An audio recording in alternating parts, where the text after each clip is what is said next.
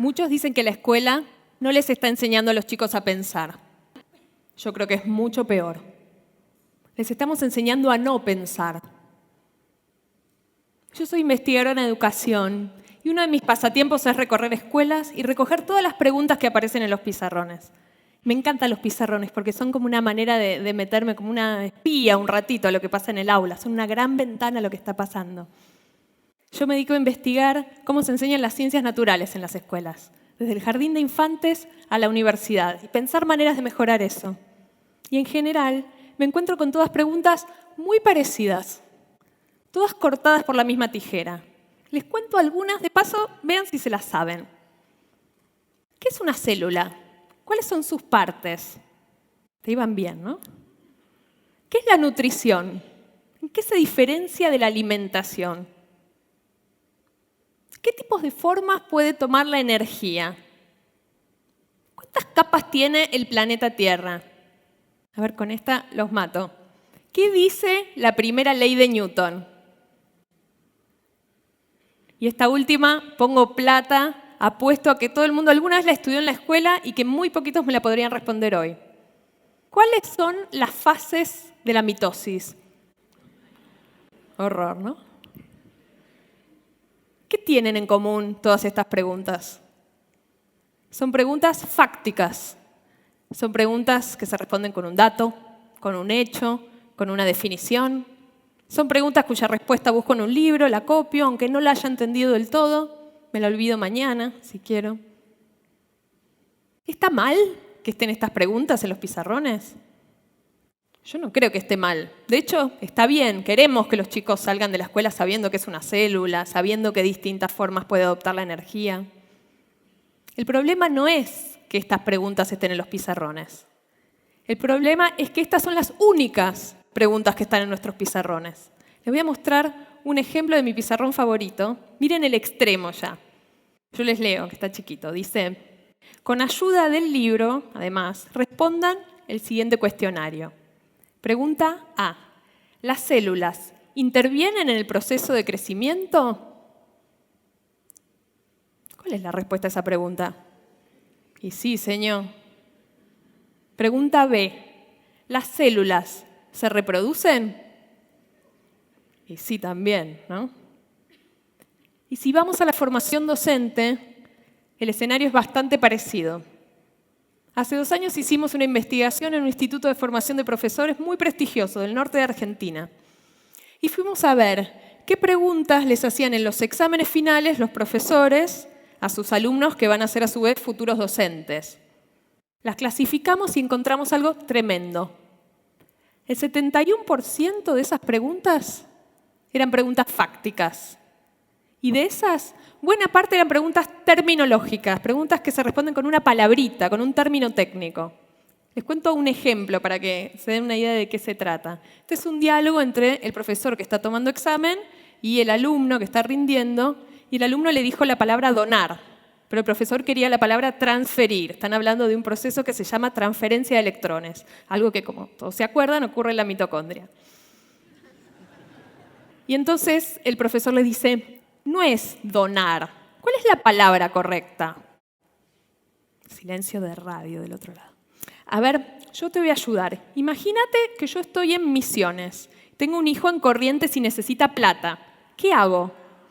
Le envío, dice el alumno, como la tengo. Sí, le envío, pero ¿cómo se llama eso en el banco? Miren ya uno como docente que ya no sabe qué más hacer para que te digan la respuesta correcta. Ya con el cuerpo, ¿no? Los tenés que ayudar. Transporto, dice el alumno. No, lo quiere matar, ¿no? No, le transfiero. No es lo mismo donar que transferir. Es muy importante que sepas bien las palabras. Pero lo más interesante de esta investigación es que cuando entrevistamos a estos mismos profesores y les preguntamos cuál era el sentido de lo que querían enseñar, qué querían lograr con sus alumnos, con estos futuros profesores, todos coincidieron en lo mismo. Queremos enseñarles a ser curiosos, queremos enseñarles a entender el mundo, queremos enseñarles a ser críticos.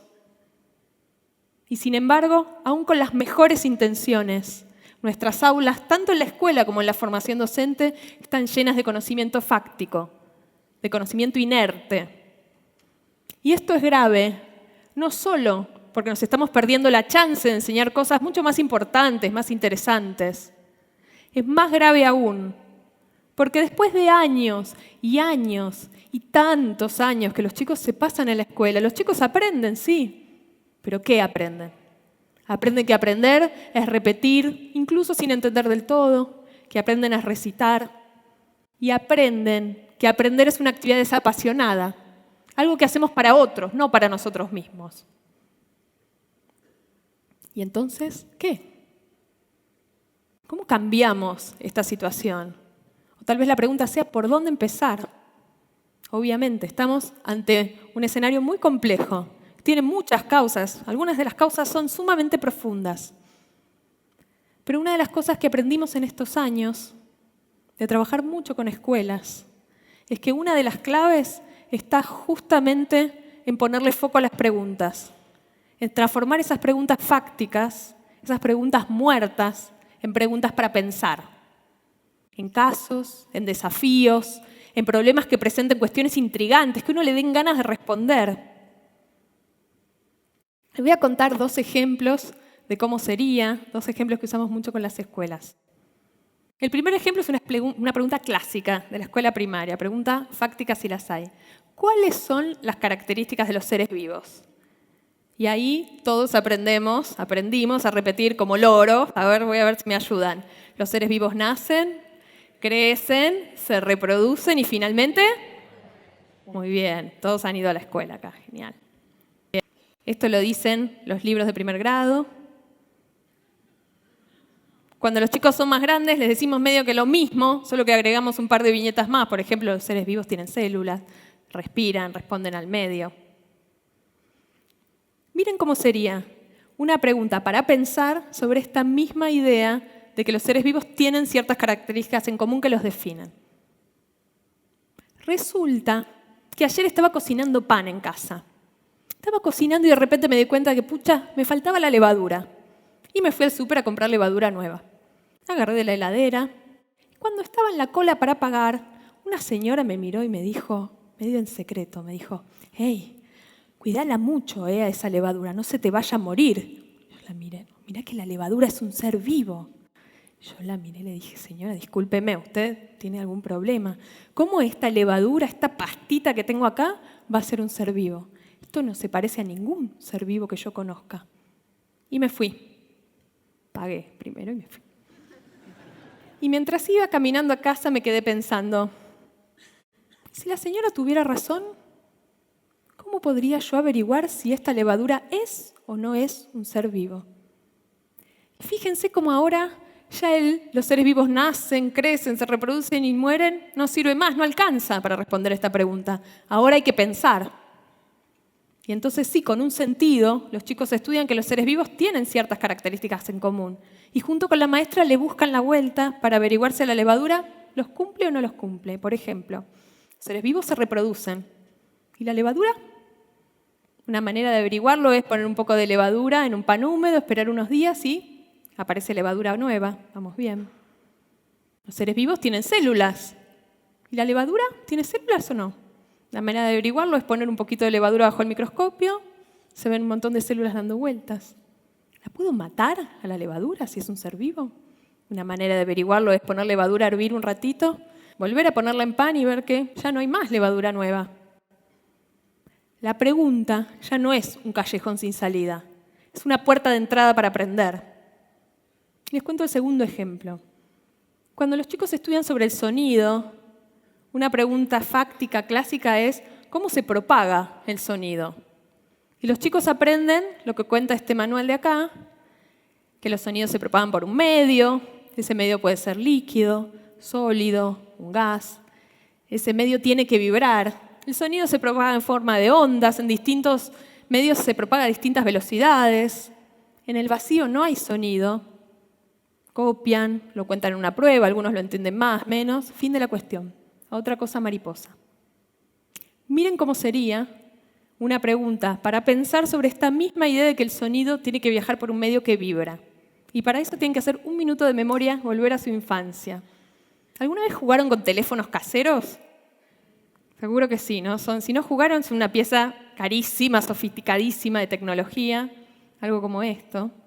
Si no jugaron nunca, este es el momento. Cuando vuelvan hoy a sus casas es muy divertido, muy adictivo. Y de hecho eso fue lo que les pasó a Agustín y a Violeta, 2 hermanos que habían estado toda la tarde en el patio de su casa jugando con teléfonos caseros.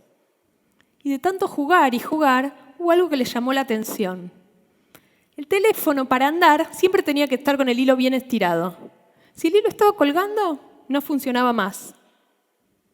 Y se pusieron a discutir. ¿Por qué estaría pasando eso?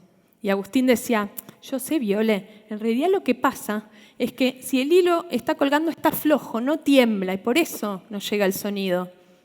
Pero Violeta no estaba para nada de acuerdo. Decía, nada que ver, Agus. Lo que pasa es otra cosa. Cuando el sonido va por el hilo que está flojo, llega abajo, ¡ping!, se cae al piso y no puede volver a subir. Y así se quedaron discutiendo. ¿Cómo podemos hacer para saber quién de los 2 hermanos tiene razón? Y de nuevo, la pregunta abre el camino para aprender y para explorar. Esta pregunta la armé después de trabajar mucho con chicos de primaria, con teléfonos caseros, y siempre pasaba algo parecido a lo que les pasaba a Agustín y Violeta. Muchos de los chicos, les diría, la mitad de la clase, siempre estaban convencidos de que el sonido se caía al piso y no podía volver a subir. Y entonces así, los chicos en grupos se tienen que romper la cabeza para buscar una manera de ver quién de los 2 hermanos tiene razón. Y siempre, alguno de los grupos llega a una solución que es simple pero brillante. Poner el teléfono en posición vertical, parado, con el hilo bien tirante. Hablar desde abajo y escuchar desde arriba. Si Violeta tiene razón y el sonido no puede trepar, ¿qué va a pasar? No se va a escuchar nada. Si en cambio el que tiene razón es Agustín, va a pasar lo contrario, se va a escuchar fenómeno. Lo más lindo de estas preguntas para pensar, creo yo, es que los chicos no solo aprenden ideas, conceptos importantes sobre cómo funciona el sonido, los seres vivos o el tema que fuera. Aprenden capacidades de razonamiento que los van a acompañar toda la vida. Aprenden a debatir, aprenden a resolver problemas junto con otros, aprenden a analizar datos, aprenden a discernir entre distintas explicaciones, aprenden a pensar. Pero esta idea de las preguntas para pensar no es nueva en educación.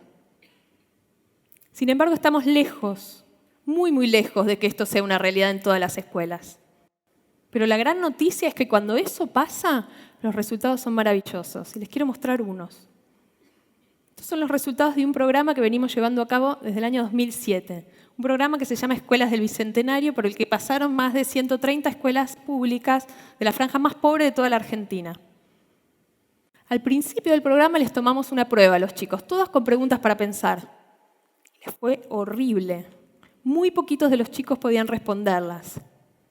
Después de 4 años de trabajar con cada escuela, con los maestros y los directores, reformulando cada uno de los temas de todo el programa con preguntas para pensar, los resultados fueron diametralmente opuestos, maravillosamente mejores. Ahora sí, casi todos los chicos podían responder estas preguntas.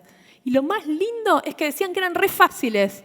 No eran nada fáciles, eran re difíciles. Lo que pasa es que habían estado trabajando así con sus maestros todo el año.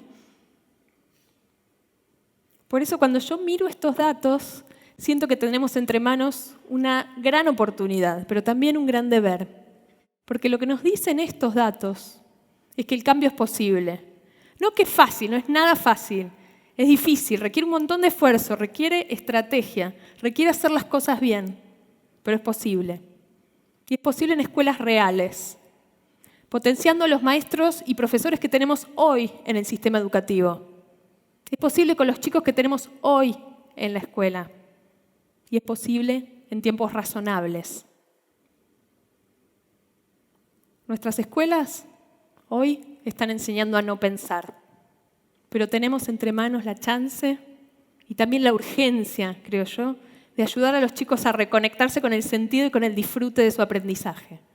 Llenemos las escuelas de preguntas para pensar. Muchas gracias.